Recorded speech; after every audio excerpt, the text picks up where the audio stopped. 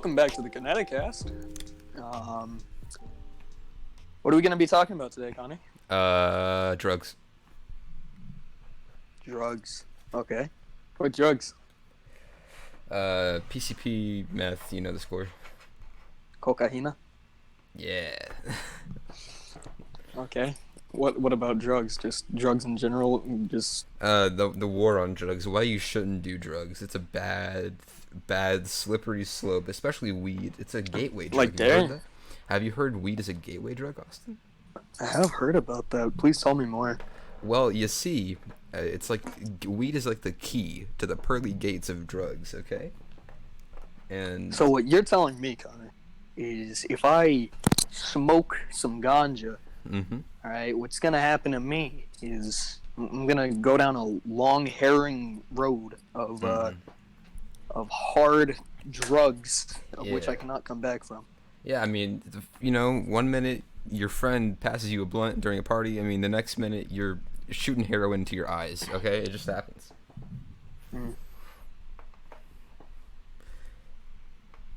Okay, so Yeah. what about it? That's all I wanted. I just wanted. This is the PSA part of Oh the yeah, Kinetic this Kast. is just where we need to talk about Dare. You know? Oh yeah, so we're part of Dare, which is Yeah, totally. We support Dare 110%. yeah, they're a really very very good team. It stands for. Give me a second. I gotta look up what it stands for.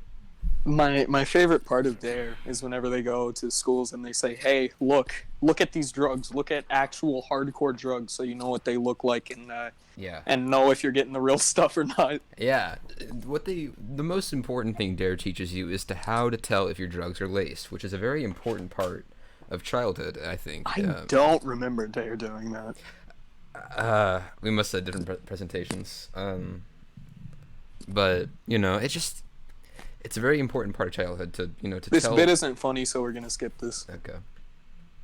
All right, so Connor, Yeah. you say that do we want to talk about serial killers and America's weird fascination with them? Yeah, I've actually seen a lot of this on Twitter recently. People are simping for the people who did Columbine, which is not cool. Yeah, they sent for Ted Bundy, the Columbine shooters. Some of them are even enough of psychos to like Jeffrey Dahmer. Yeah, So- I mean, someone married the guy who did that one cult. What's his name? I forget. Charles Manson. Yeah, he had like 13 wives or something like that. Yeah, he had a lot of wives. It was weird. I This is just the think- occult episode of Kinetic Kast. Totally. Do you think that it's weird that America has such a fascination with killers? Yeah, for sure. It's I understand just like Most of watching it's just like documentaries. the psychology and everything, but Yeah.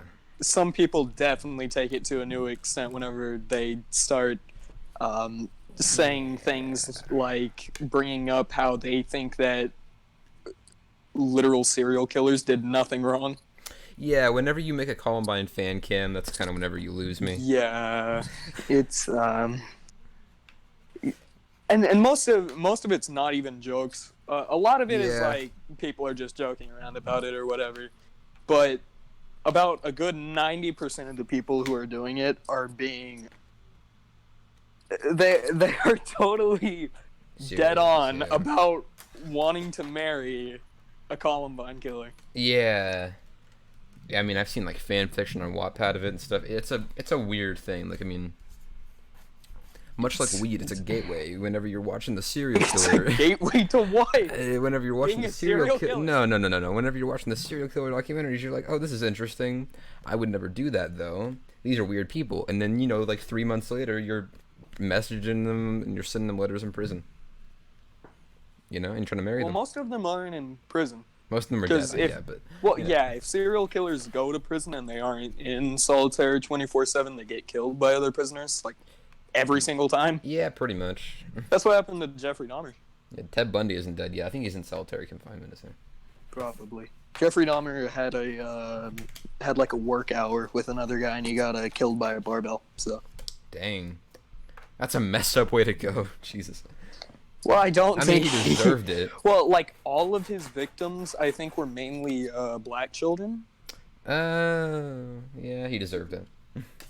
I mean, he deserved it no matter Well, what. But... yeah, I was about to say, regardless of race or Yeah. anything. No, I was saying. No, I was already think it was saying. kinda... Well, Yeah. I think that's one of the. I mean, the other children reasons part of is kind of why the messed he up got part. killed. The children part is really messed up, though. Yeah, yeah, just a little bit. This might be a hot take, but I don't understand. This might be a hot take, but I'm not a fan of serial killers. They don't really do it for me. Well, you know what I think that we really should talk about, Connor? The dodgeball story. It was a wild ride, huh? That's a good one. It's like my You've been favorite. suppressing that for a while, huh? No, that's my favorite memory from elementary school. Yeah, it wasn't even elementary; it was intermediate. Intermediate, yeah. Dude, how many people do you think just watched that happen? Oh, at least 100. Well, no, definitely over 100. I'm talking like, do you think 200 or 300? I mean, I would say probably 300. I mean, those stands were pretty much full because no one wanted to go to class. Yeah, exactly. If you don't, no. Okay, for anyone who doesn't know, okay, fine, that's cool.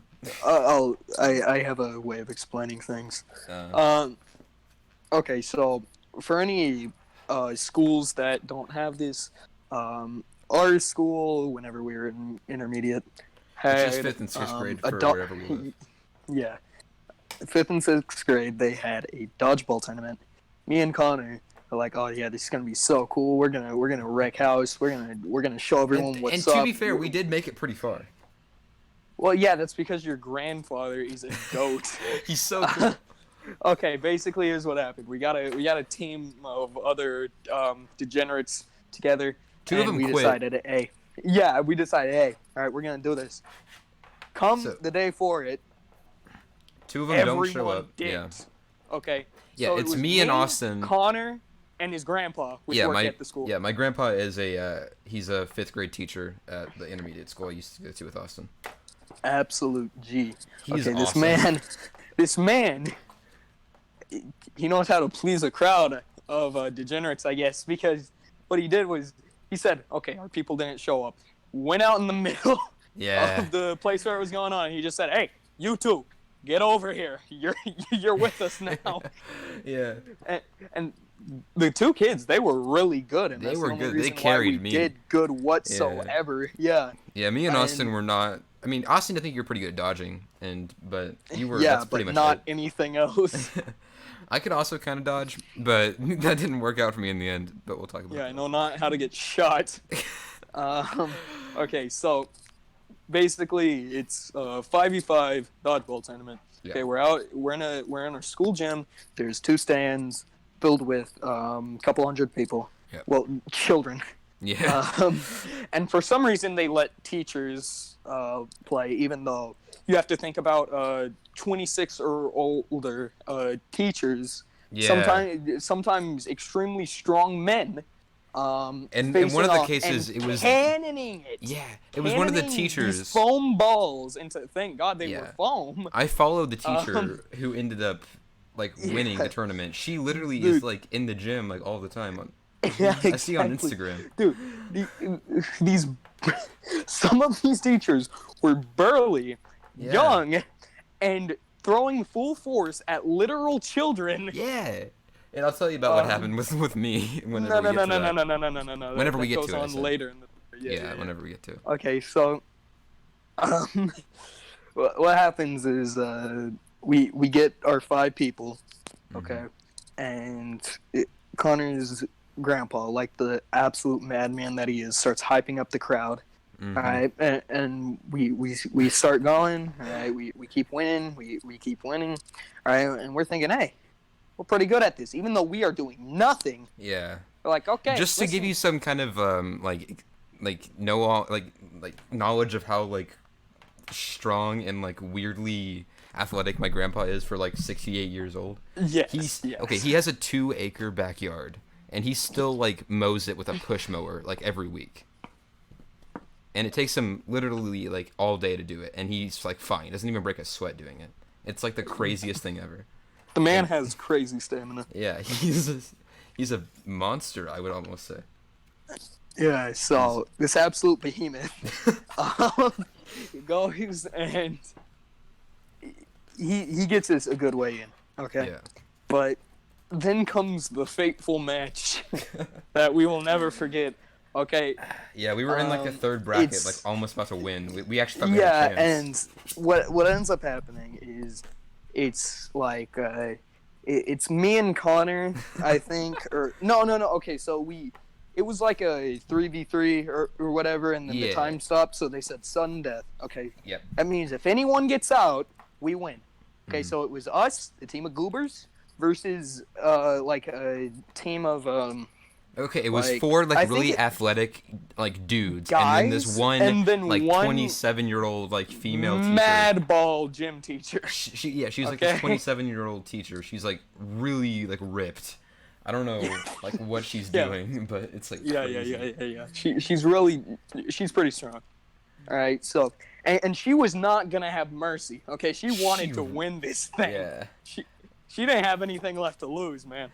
Yeah. All right, so Yeah. this mad lad of a gym teacher starts just chucking balls at like Mach 5. Though like she was not holding back. She's like, Yeah.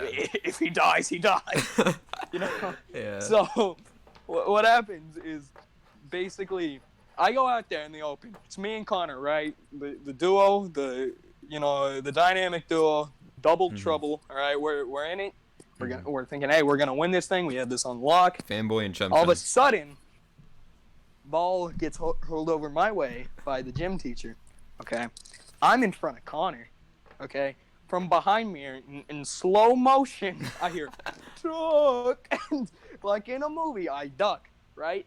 Connor himself didn't think that after I duck, that the ball wouldn't hit me, even though he was right behind me. So he said, okay, I don't need to duck, even though he just ducked. Yeah. So I duck, and it nails him right in the nose. Yeah. Why don't you give your spicy hot take of what happened after that, Connor? All right. So it's he like you said, it's like in a movie. I literally fell on the ground in like slow motion, and I'm like. And then I start crying because I was very emotional. Like in a movie. I was very emotional. Crying. I was very emotional as a kid, and well, you were in 5th grade, okay? If any soft 5th grader got nailed by a dodgeball, okay, they might cry, okay? Because whenever you're like 10, okay. You don't really just say, okay, I'm a beefcake. I don't care anymore. Yeah. Thing was, I was just really sad because I thought we were going to win, and I didn't want to look like I just said, oh, it just hurt. So that's why I cried. Hey, wait. Timestamp that. That's not a bad word. What? No. Timestamp that. Okay. 1449. All right. Yeah, that's right. Pay for your mistakes. I didn't want to look like a wuss, so I just I was like, oh, that's why the reason I'm crying is it hurt my nose because she threw it so hard, and that just made me look more like a wuss because it seemed to everyone that a very soft dodgeball that literally was getting pelted at people all the time and no one was even phased by it had somehow. It's not about the foam. It's just because the covering on it that they used was super cheap. Well, no, the thing is though, it didn't hurt. Yeah, combined at all. with all the friction, it doesn't feel great whenever someone a legitimate adult hurls it as hard as they can at a 10-year-old child. Yeah, the thing is though, it didn't hurt really. I just wanted to make it look like I wasn't. It didn't hurt. The reason I didn't want it to look like I was crying because we lost, because that seemed like some, immature stuff. So. And you were a big, strong man. So yeah, I was a beefy man. Yeah. So I just couldn't say I'm crying because you lost. So I literally made up. So it seems now to everyone else that I am crying because I got hit in the face with a dodgeball, which is very. It makes me seem like I'm really weak, which I'm not saying I wasn't.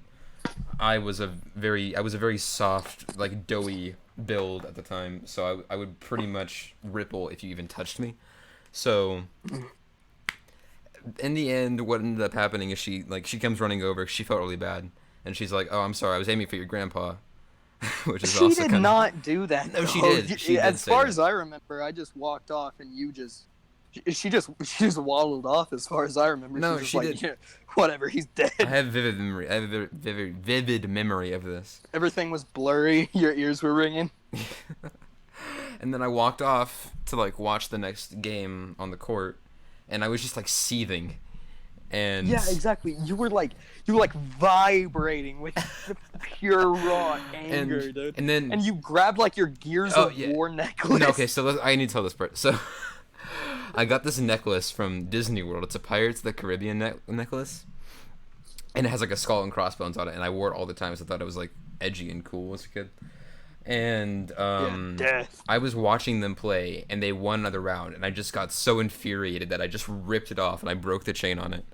And it was like, it was like the most dramatic moment of my 5th grade life. And then I just walked off stage, and I'm pretty sure I ruined my social life for the rest of that intermediate school year doing that. Yeah. But because everyone thought I was like, everyone already thought I was like really, just mean, because I was not a very nice person.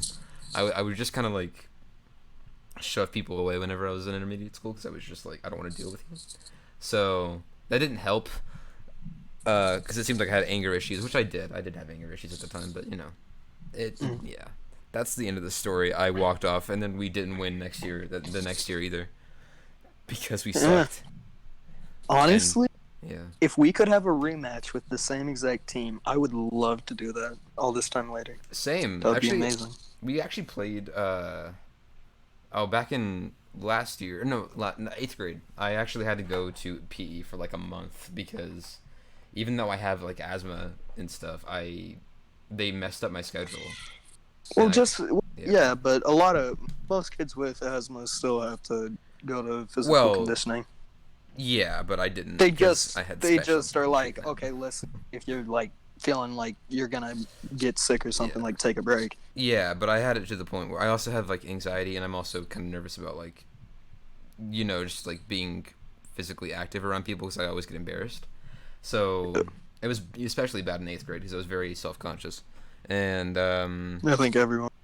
yeah, so I got out of PE, but for a month I was in PE, and we played dodgeball a lot, because it was just like getting warmed up for it, And I actually did pretty well, because I'm pretty, even though I'm not like an Pretty athletic person, mean.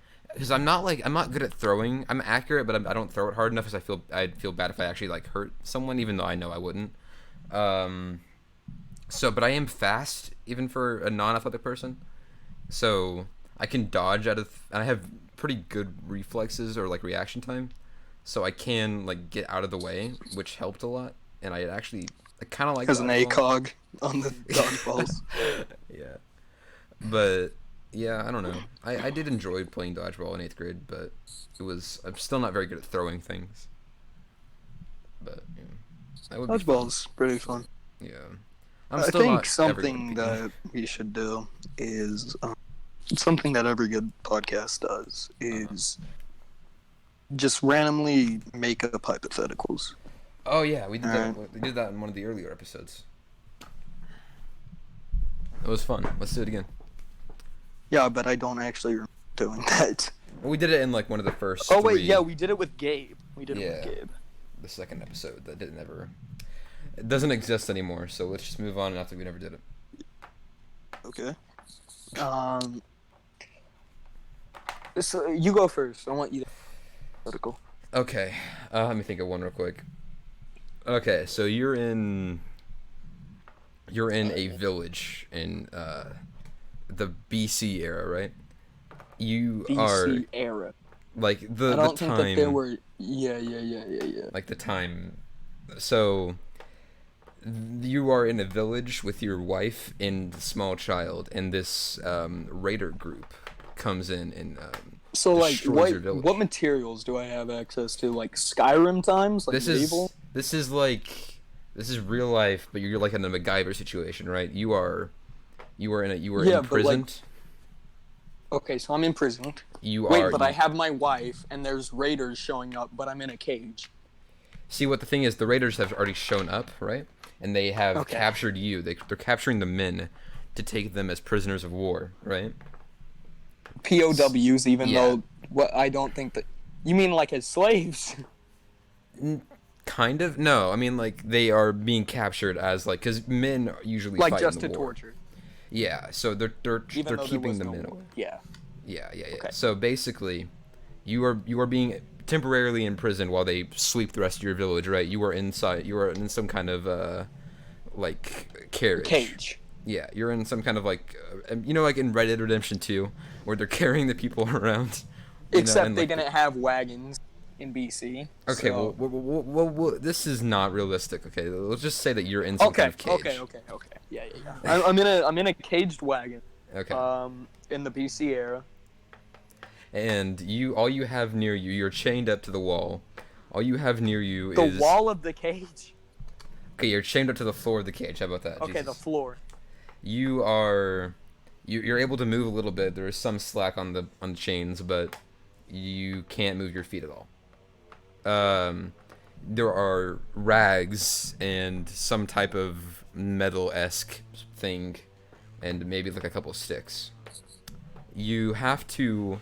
There are two guards standing outside of your imprisonment, and there are five other prisoners inside of your cage. Okay. Okay. You want to get to Are your they all family. shackled to the floor? Yeah, they're well. Your arms are like shackled to the floor, and your legs are like chained down or something. Like Oh, that. but we're like sitting on like a bench. Yeah, something like that. Okay, I pictured like me being shackled to the floor, like in a spider like thing.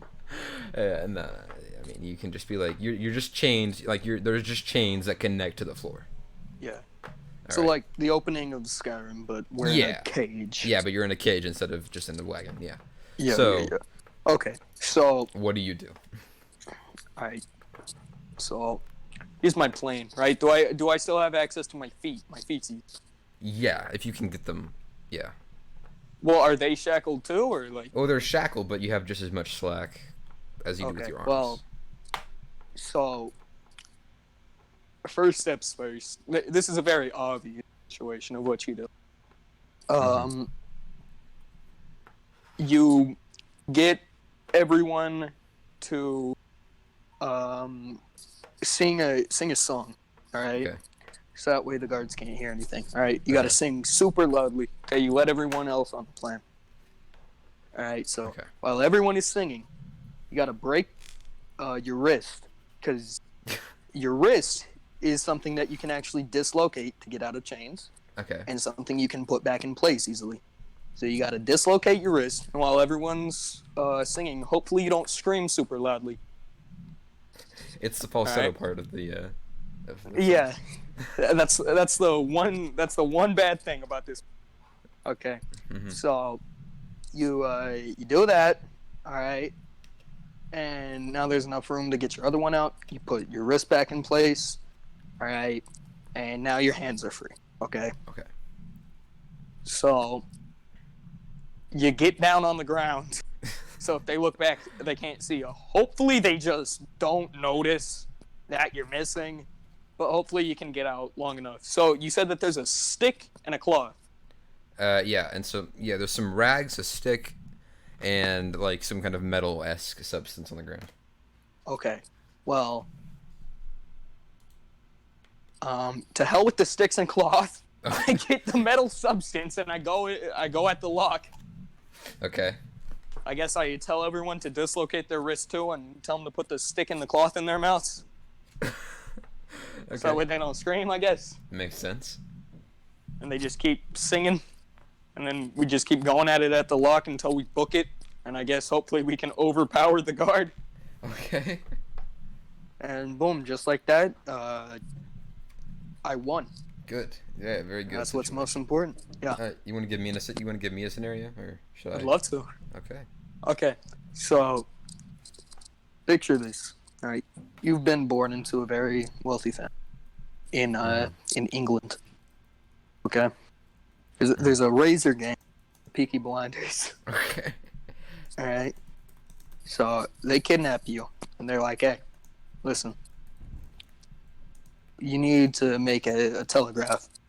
Okay, we're gonna make a telegraph to your mom and dad. Okay, so they can ransom you out, and we're gonna need your signature. Okay." They're Okay. like, "Okay, I don't want to die. I don't want to lose my eyes, so I'm gonna make the signature." Okay, after they send it through, and they say, "Hey, buddy, listen, we don't care. Okay, we're not gonna release you after this. All right." Ooh. So there you are. You're not chained or anything, but you're stuck in a room, right? That's pitch black. It's some kind of like pantry, but you can't really. You're in a pantry, but it's pitch black and you can't really make anything out. Okay. All right, and the door is very obviously locked. And there's obviously whatever factory or whatever thing you're in. The Okay, what do you do factory. in the factory? So have they like gotten rid of all my stuff that I had on me? They put you in new clothes, So okay. So and they broke your arm. they broke my arm. So They broke your right arm. Oh, my right arm. I've already broken that one, so that's probably not going to be very good. Yeah. That would be a bad situation for me. I have to go to the doctor again and probably have to lose my arm. So what I would do is I would just kick. Kick. Yeah. I just kick it until it opens Kick what? the door. Okay. You See, try kicking the door. I've been and doing a then lot of squats. Yeah, but because most even SWAT teams now don't kick open the doors, they use actual like breaching devices because Okay, I take they the battering ram know. that's inside the room and I break the door. Yeah, the thing is that whenever you try to kick open a door, 9 times out of 10 you're gonna break your leg. Okay, so I have a broken arm, broken leg. What do I do? No, that's up for okay. you to decide. What's in the room? It's a pantry. Okay, what's in the pantry? There's soup. There's soup, and there's bread, Okay. and there's napkins, and there's some sauces in Okay. glass bottles. You know how you use paper clips to sometimes like keep chip bags closed. Like Hey, listen. kind of. There are no chip bags and there are no paper. You're in England I need to- around Okay, I need to. around the just cussed. 1890s. I just cussed. I gotta fix that real quick. Okay, might want to timestamp that. 2900. Okay. Okay. So, dang, this is a tough situation you put me in, Austin. So Well, you're the one who decided to break your leg. I would scream. Okay. They say, "Hey, shut up in there before I go in there and I get really angry and I'll take your eyes there, bud." Are we in Canada or England? You didn't really make out the names of anyone keeping you. I think one of their names was Terry. So definitely Canada. Well, he's definitely Canadian. No one in England's name is Terry. You ever met someone that's not Canadian? No, anyway, They moved to England. they moved. Okay, so I say, hey Terry, I'm your friend from high school, Andrew. All right. And Says, "Hey, how do you wait? What? how do you know my name?" I said, because I know you from high school. My name is Andrew. We were friends. Says, hey, shut up in there, bud." I said, but we were friends in high school. Don't you remember me? I'm Andrew. I'm gonna go, and then he walks off the episode. Okay. There's now no one guarding the door, Perfect. My master but it plan. is locked, Okay. and it is also pitch black. Okay, so The I use my unbroken leg just to try to kick the door open again.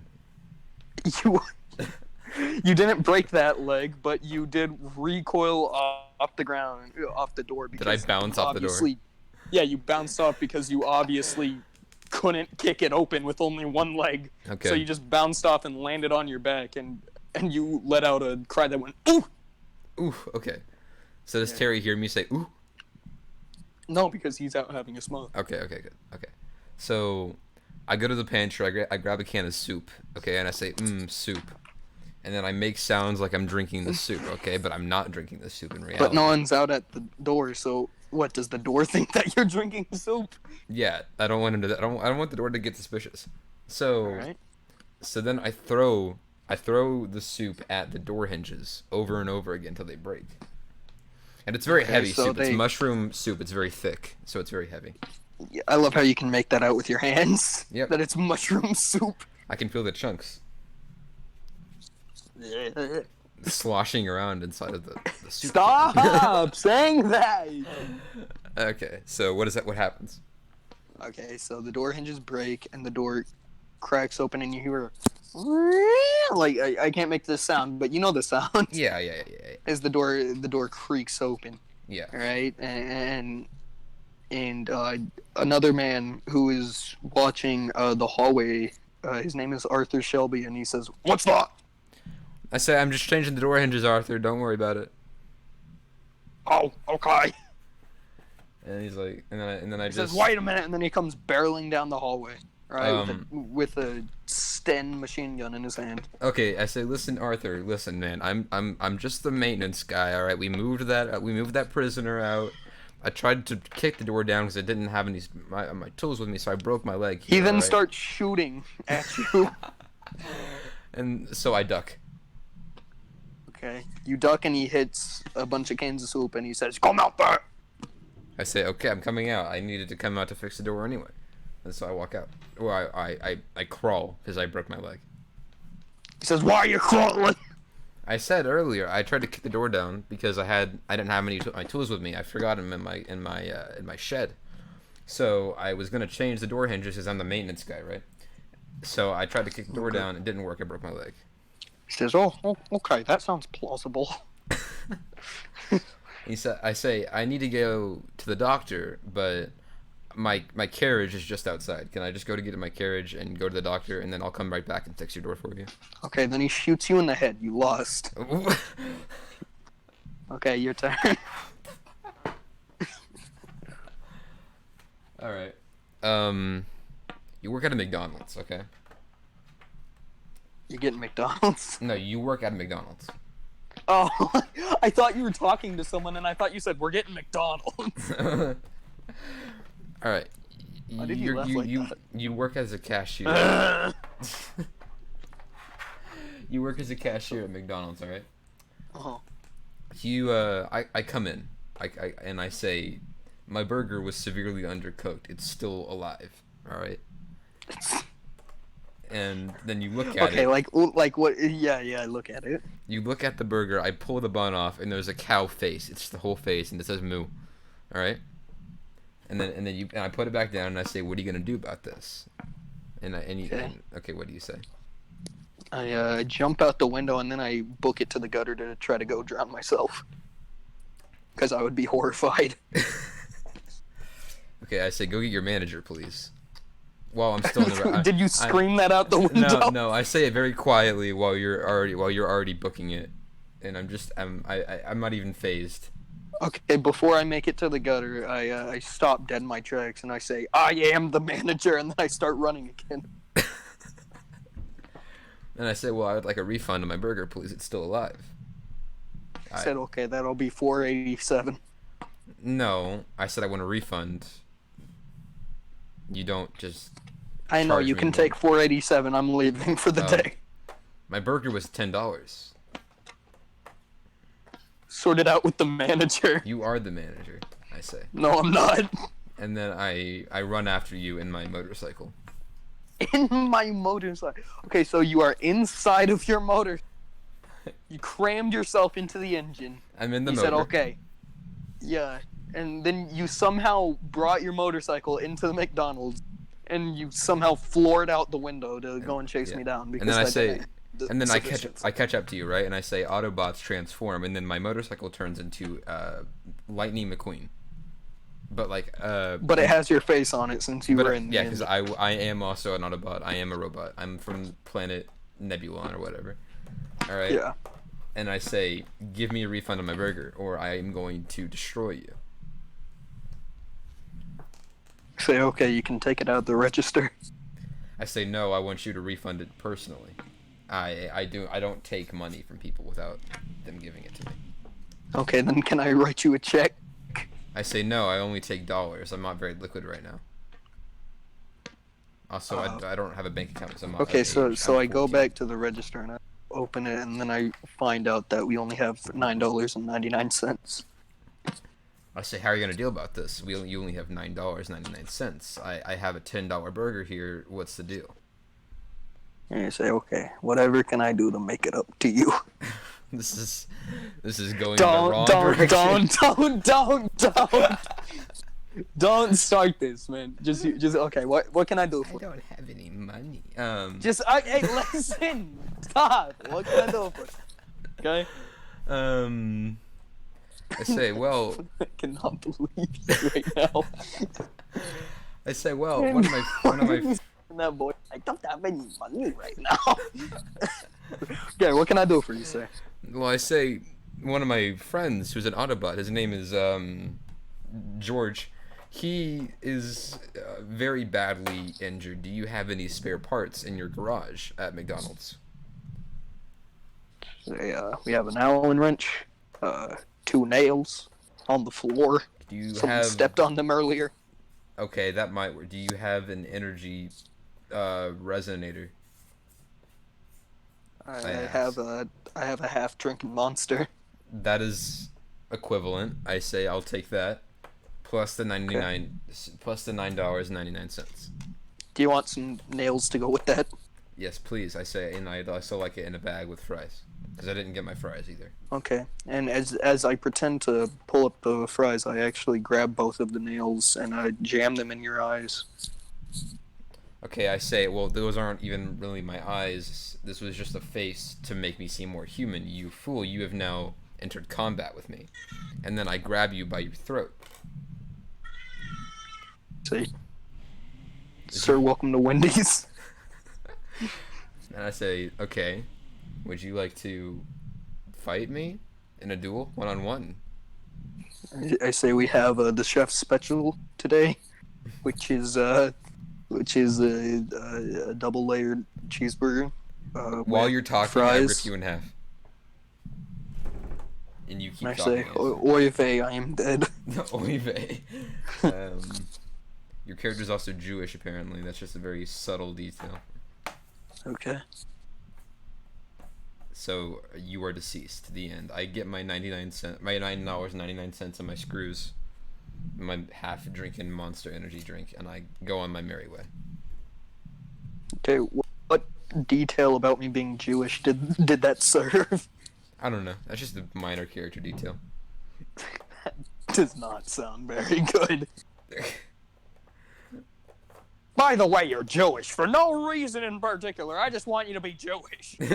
No, you said oy So I vey. can rip you in half. You said oy vey. That's a very Jewish thing to say. I don't think it is. No, it's literally a Jew. Isn't that a Jewish? At best, that's an Italian thing. But No. not even close. Alright, whatever. Oy vey. Let me see. I'm looking it up right now. Okay, look it up. It's Hebrew. Yeah. Well, no, it's okay. Hebrew Not- equivalent. Yeah. Yeah, but not. Okay. Okay. First of all, not all Jewish people read Hebrew text. Second of all, not All right. all All right. Jews are religious Jews. Some of them are ethnic. So okay, it's a German term, but it literally it If it's German, then how is it Hebrew? What? Okay, listen. Okay, apparently there's a there's a Hebrew equivalent to it, but listen. Okay, it's a Germish. It's a it's a German term, but it's a very common thing that Jewish people say, is from what I've seen here. It's like Yiddish, apparently. I don't know what this means. Yiddish. I don't know what Yiddish is, to be honest, but It's a language that is not really spoken anymore, I think. yeah, I think it's something to do with Jewish as well. I think I think it's like the same as Samoan. It's still a language, but like no one really speaks it. Yeah, I think Yiddish and Hebrew might be similar. I'm not sure. Anyway, that's why I thought your character should be Jewish, because you said oy vey, and that's my cousin Dylan, my half cousin Dylan, who is a Jewish person, says oive a lot. Mm. So, anyway, do you want to move on and do another one, or do you want to do like the stories like we did last time? Well, I don't want to do the stories how we did last time. I want to write a book, okay? And there needs to be an enemy. There needs to be certain regulations, okay? There needs to be an understandable plot, Okay. a villain, a bunch of conflict. There needs to be Right. friends of theirs. They need to improve along the way as a character. Okay. So, do you want to create a scenario for us? And do you want to like start the book? Okay. So what's the name of our book gonna be? The Nautical Adventures of Mr. Manhattan. That's already a name. Mr. Fredrickson. The Nautical Adventures of Mr. Fredrickson. So Mr. Fredrickson is a school teacher. Okay. He's a college teacher that teaches about ocean biology. Okay. Okay. So he really likes sea life. You're cutting out. All right. I'm back. Okay, so he really likes sea life and all that. Okay. So he's like, hey, listen, I'm gonna take a vacation and I'm gonna go deep sea diving. Okay. All right. What So, happens next? What happens next? I'll tell you what happens next. He meets a man. So anyway, this episode is sponsored by Raid Shadow Legends. He meets a man by the name of Thomas Jefferson, no relation, and he has a submarine, and he says, "I'll let you rent my submarine if you take me to McDonald's." Okay. You really want to No, McDonald's wait. now? How about PJ? Sonic? BJ's. You can go to BJ's. What are BJ's? They have some good, whatever they're called, bazookies. Burgers? No, bazookies. Okay. Some good bazookies. Some Bazooki. good bazookas over at BJ's. No, they have like the things that are like giant cookies, and they have the ice cream. Anyway. Listen, I'm not here to argue. It's your plot time right now. Anyway, so he's like, we'll go to BJ's, and I'll let you rent my Get some submarine. bazookies. Get some pazookies with a P. Over at BJ's, Some okay. bazookies. And then I'll let you rent my blimp for $999,000. Why is he parachuting into the ocean? Why does he need a blimp? Oh, not blimp, submarine. Apologies. Okay. And he says, I'll let you rent my submarine if we go to BJ's and we get some bazookies, and you're paying for it, obviously. And, okay, Mr. Fredrickson says, okay. And then they go and they Your have party's going on for a while.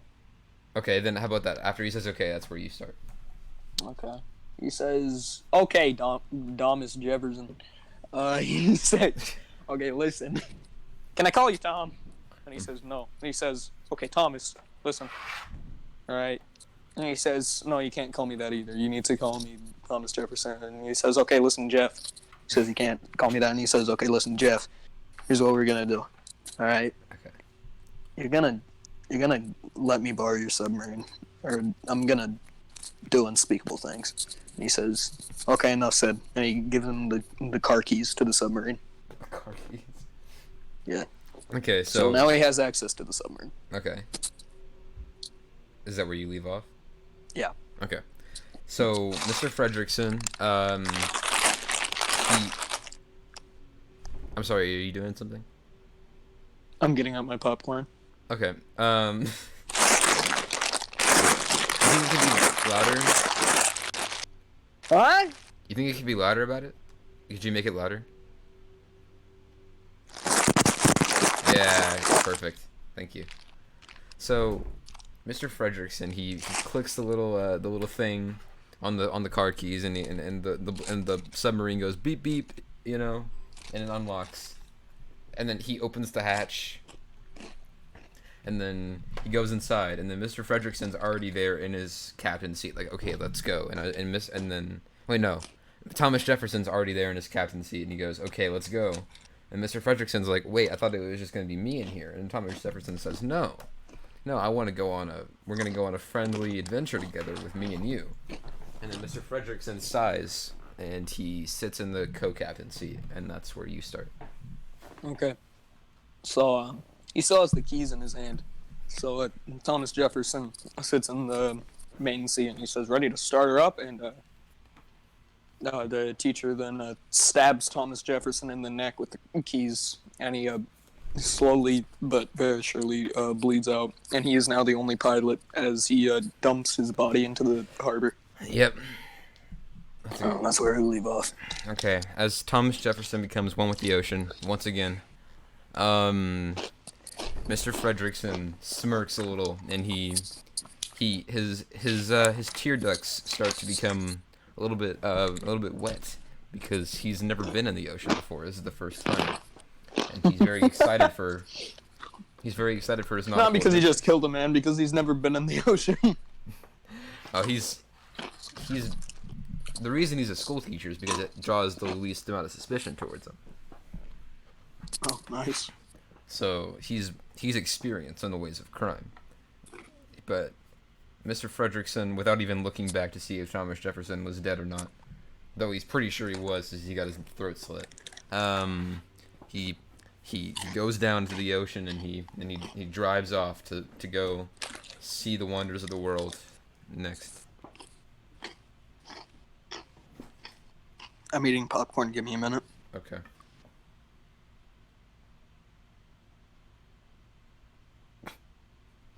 Okay, so after he dumps his body, he goes into the wonders of the ocean, but the submarine short circuits and it all goes black, and he starts falling through the sea because it ran out of fuel, and Thomas Jefferson's plan was actually to kill him. Oh, jeez. Next. Mr. Fredrickson cries in terror, but then, right as he thinks that he's about to meet his watery fate, he sees Mermaid Man and Barnacle Boy. They Would you say his name was Hendrickson? Mr. Fredrickson. Ah. And he sees Mermaid Man and Barnacle Boy from the hit TV show SpongeBob SquarePants, right? And they say, "Hey, need a lift?" And then Mr. Mermaid Man, as I call him, he lifts up the submarine with his giant, burly, masculine arms, and he goes, "We're gonna go see the rest of the sea together," no pun intended. And then they fly off into the sunset, and then that's where chapter 1 ends, and you're gonna pick up on chapter 2. Okay, chapter 2 stands to Thomas Jefferson at the bottom of the ocean. His corpse is there. Mm-hmm. Right, and the camera is right on his face. Okay, and then his eyes bolt open. Oh. Alright, and then it cuts to black. Your turn. Mr. Fredrickson and Barnacle Boy and Mermaid Man are... Actually, no, just Mr. Fredrickson and Barnacle Boy, because Mr. Mermaid Man had an accident on the way there, and he sadly passed away. So that happened off screen. It's just the Mermaid Man and... It's just Barnacle Boy. Yeah, it's been 2 years. Mr. Fredrickson and Barnacle Boy are different people now, and Mr. Fredrickson has turned a new leaf. And you see him and Barnacle Boy having a nice conversation and talking about their lives before the oceaning, as they call it, which is whenever the entire ocean rose up against humanity and destroyed it, and now the entire ocean has been... The entire world has been taken over by the ocean, like in Waterworld, right? So... Waterworld. It's been 2 years since that happened, and that entire time, after it cuts after they talk about that, and it cuts over to Thomas Jefferson, who has learned to communicate with fish, and he's been searching for Mr. Fredrickson for the past 2 years, and he's finally found the submarine. Alright, next. Okay, so they're at an underwater restaurant eating. Alright, and Thomas Jefferson is on a cliff, a good like kilometer away. Okay. What's a kilometer in miles? I don't know. Okay. So like 1.2. I don't know. I made that up. We'll just say it's like a quarter. He's like of... 5 miles away from the restaurant. Okay, that works. That works. Thank you. So, basically, what happens is he starts swimming over, and then he sees the submarine rev up its engine, rev up its fryers, because he's hungry. Yeah. And he then starts going away from the restaurant faster than Thomas Jefferson can swim. All right. You go. So, as I mentioned earlier, Thomas Jefferson learned to communicate with fish. And see, in the past 2 years, animals have evolved rapidly, like extremely rapidly. So there are now cheetah fish that are half cheetah, half mermaid fish, all right? So it's okay, I said it's like a mermaid situation. They're half cheetah and then half like the other half of them is a fish tail. So they're still the fastest animal on Earth, and they are able to catch up to the submarine at a lightning speed. And then Thomas Jefferson knocks on the submarine window, and he's like, "Hey, what's up? You remember me?" And he breaks the window open. Next. Okay. Then says, "You idiot, it's been 2 years, I can breathe underwater," and he starts unleashing his fists of fury upon Thomas Jefferson, Oh, of damn. which Thomas Jefferson cracks his head on the frame of the submarine and gets knocked out. So they're both kind of at an impasse, figuring out Monocle Boy and Mr. Jefferson. Frederickson. Frederickson. They're figuring out what to do with Mr. Jefferson. Next. Okay, so what they figured out, you know, on like pirate ships and like movies where they have like women carved into the hull of their, or like the front of the ship. You know, like Yes. that. Okay, so basically they're doing that, but with a real person. So they decided to put Thomas Jefferson up in front of their submarine and have him stationed up there, like tied to the mast of the submarine. It's been changed significantly. They've expanded it. So he's now tied there, helpless, and he wasn't able to breathe underwater like Mr. Frederickson could. He had scuba equipment that he found underwater, and they took that off of him. So he's currently drowning in the water, tied up to the hull or the mast, whatever I said. So Mr. Frederickson grins at him and says, "You fool! You should never have come and found me. You should have left me thinking you were dead." So what happens next? Okay. The next thing that happens is Mr. Jefferson is barely alive. They're moving through the sea. They're operating the submarine, and Mr. Jefferson is obviously outside on the mast. But in his final few dying breaths, he gets in the way of the one and only tiny little window that they have, and they crash into a giant cliff. Over it had a sharp edge, so it impales Mr. Jefferson and goes right through the window. Mr. Frederickson. And it kills the engine of the submarine. Wait, so does it impale Mr. Frederickson or Thomas Jefferson? Thomas Jefferson. Okay. He's finally dead. Okay, he's been killed. So Mr. Frederickson has been knocked out. He wakes up, and he sees that Thomas Jefferson has been killed, right? But then he looks over to the co-captain's seat where Barnacle Boy was, his only true friend, and he sees that while he was passed out, Barnacle Boy had drowned in his own blood after being bludgeoned. Mm-hmm. So he is also dead. And Mr. Frederickson cries out in anguish, and he vows to save anyone who is ever injured ever again, including bad people. And He that then, is... Yeah. starts swimming towards the surface of the water. And then the camera pans to Mr. Jefferson, dead, and blood coming out of his mouth. And then his eyes bolt open, and it cuts to black. Oh my god. Is this just gonna keep happening over and over again? We need sequels. Oh, is that how is that how the book ends? Yeah. Well, no, because that was the end of chapter 2. Now it's chapter Oh my 3. God, so much has happened in between two chapters. Mermaid Man and Barnacle Boy are both dead. Hmm. Thomas Jefferson is after Mr. Fredrickson, who I'm assuming is just like now, just swimming through the ocean, like Yeah. without Well, any. it's picture this as like movies, but like adapted from a book. Okay.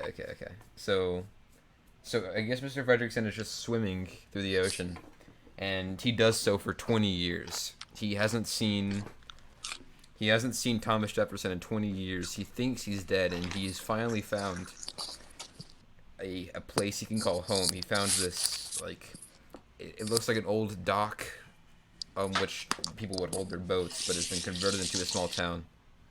All right, and he thinks he's finally safe here, and he has a small home with a Okay. wife and a child, and that's where Yeah. that's where you start. His wife then says, "Peter, Freddy Freaker's dancing in the living room." And as he goes in the living room, he sees his son doing a nice little Fortnite dance, Mm. and they all begin laughing because his son is such a funny little class clown in kindergarten. Mm-hmm. And then his mom says, "Oh, pizza's here," as the doorbell rings, and then she opens the door. Next. Oh, Thomas Jefferson is standing there looking like Davy Jones from the Pirates of the Caribbean movie, and he is decrepit, and he has a hook for a hand, and he says, "Mr. Fredrickson, it is your time." And then he lunges at Mr. Fredrickson's mom, who is also there, and he decapitates her in one fell swoop. Mr. Fredrickson sits in awe and terror as his son runs away and his wife is stricken with fear. Stricken with fear. Okay, next. So, Mr. Jefferson tries to land a punch on them, and they have a long fight sequence. But at the end of it, Mr. Jefferson gets impaled through his stomach and dies. He And dies again. no, Mr. Fredrickson. I mean, Oh, dang. yeah. It's a real pivotal point in the series. And then his son whips out a Glock 9 and says, "I wish I could have done this sooner," and shoots Mr. Jefferson through the skull. Mm. And then walks out of the room and goes to a homeless shelter to look for help. Mm. And then the camera pans to Mr. Jefferson and Oh his my eyes God. bolt open. How long is it gonna take for him to die, bro? His eyes bolt open, and then the bullet gets punted out of his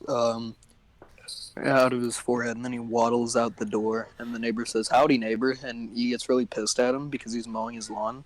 Mm-hmm. So he lunges at him, but he just got shot in the head, so he trembles and falls underneath the lawnmower and gets grinded up. Oh, dang. And there's just a chunk of his flesh left with his eye on it, and his eye is closed, but then it bolts open and it cuts to black. All right. So whenever we last saw the now main character, the child who looked for help. He's now 25 years old. Yeah, it's been 15 years. He's now 25. All right. He is a grown man. He's learned a lot in his life, okay? And he knows, he studied Thomas Jefferson. There have been many books about him. He's a legend among the seagoers, okay? And he has learned Mostly for the fact that he's invincible. yeah, but he has learned his one true weak spot from an old fortune teller in the depths of the ocean. Okay. So he is. Let me guess, it's his eyes. It's his eyes, but no, it's his right shoulder. But little does what is his name? Freddie Billy. something. Okay, Billy. Little does Billy Fredrickson know that whenever Thomas Jefferson was ground up like meat, like beef, by that lawnmower, he was saved by one of his followers, and the only thing that is left of him that is human is his eye and the chunk of skin that was left. And he is completely cybernetic otherwise. So he now has no weak spot. But I'm assuming they also saved his chunks of brain. yeah, Billy doesn't know this though, and he assumes that he will be able to fight him, so he's prepared. And during these 15 years, I want to say that Thomas Jefferson has amassed a cult following and is now living in. He found Atlantis, and he is now living there. Okay. With his followers. So, Billy has his own set of friends who are all dedicated to taking down Jefferson for everything that he's ever done to them during his reign. Mm-hmm. So they all bring their guns. They all have their own certain things. Mm-hmm. One of his friends distracts everyone. One of them mows them all down with a machine gun. Mm. They all do their own thing, and soon enough, all Billy has left is he's missing one of his arms. It's hanging on by a string of tissue, Mm-hmm. and it's just hanging there like a zombie. And all he has in is his right hand, and all he has is a machete there. Yeah. Okay, and he's right there in front of Mr. Jefferson, all cybernetic. He says, "Okay, it's time to end this." They have a long fight sequence, and what happens next? Well, what ends up happening is most of Billy's friends died during that bloody battle that happened before he found Jefferson. But there was one left. We'll say her name is like Alice, okay? And she's been hiding behind a box the entire time, and she was afraid to fight. But see, Thomas Jefferson gets the up on Billy, right? And he's about to kill him. He's about to strangle him. But then Alice finally like has character development, and she's like, "Wow, I can't let him die like this." So she jumps on top of Thomas Jefferson, and then immediately gets shot in the head. But it was enough to stop Thomas Jefferson and get distracted, so Billy could chop his head clean off and throw it into a pit of lava. Okay. So that's what Billy wanted to do, but instead he settled for just decapitating his brain. Okay. And that's what he did. And then the machine starts powering down as he makes one last cleave that severs his eyeball in two. Mm. And Billy then walks out and gets on both knees outside of the compound. And he looks up to the sky and he says, "I did it, Dad. I finally beat him." And then it pans Mr. Jefferson with his eye cut in two, and both slits are closed. And then they shoot open, Mm-hmm. and then they close again because he died. Okay. Is that the end of the book? Yeah, I bet I really had you going there, huh? I was fully prepared to carry it on another like 5 chapters. Yeah. Make like 15 more Call of Duties. Yeah, bro. So I think we named it initially. At the end, Billy starts walking away, and then it freeze frames, and it says Red Dead Redemption. I think initially the name was Mr. Fredrickson's Nautical Adventures, but I think we should call it the Vengeance of Mr. Fredrickson and his Nautical Adventures beforehand. That's really long, though, so can we just call it... It's a novel. Mr. Fredrickson's Vengeance. Mr. Fredrickson's Vengeance. Okay, that sounds good. Yeah. How much time are we on right now? What time are we on right now? Let's see. We have an hour and 5 minutes. Ooh. I mean, that's pretty lengthy enough. Do you think we should end it here? I think we should go maybe another 15 minutes, because we did have like 5 minutes before we even started the episode. Yeah. Okay. Unless you want to just call it an even hour, but, you know. I mean, if you have anything more, I'm okay, but I'm kind of out of juice, so... Yeah, I think that's fair enough. Maybe we should just quit it here. Okay, so as soon as I have nothing, you're just out. Oh, you're mainly the one that gives the ideas and stuff, and then I just build off that. Fair enough. Well, I guess there's nothing else to say. Go follow the Instagram page. This episode is probably going to be on the Kinetic Kast YouTube channel only. Maybe, depending on how many views we get on the first episode. Well, yeah, but it's probably only going to be on the actual Yeah. Kinetic Kast YouTube channel, like we said. So, Yeah. um, So do you think this is gonna be the second episode or the third episode? I can't remember. the third. Okay. Cool. Well So, then. Yeah. do you know who we might have on as a guest next episode? Because I heard that we're gonna have a guest on next episode. I don't know what you heard. Did you I get heard any? something. I heard something about a little Gabe being on the show. Oh, which That's what I one? heard.